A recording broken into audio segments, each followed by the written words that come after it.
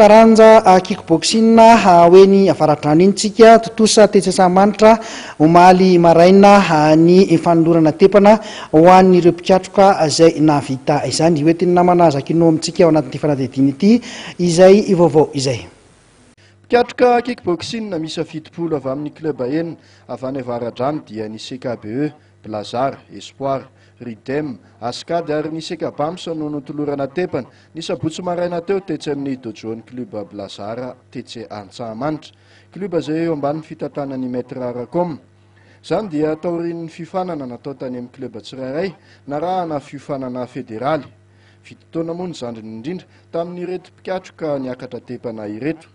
Tanjona tamin'izao fifanana izao ka nikaran'ireto mpiatroka ireto tepana ny ampiroborobo hatrany ny taranja kickboxing any amin'iny faritra avaradrano iny.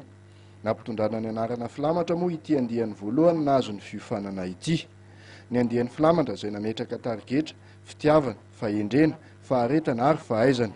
Ankoatr'ireo mpanazatra sy mpampiofana ary mpitantana isatsokajiny avy any avaradrano dia tonga nanome voninahitra ity lanonam-panolorana ity ny filohan'ny ligina Analamanga taranja kickboxing.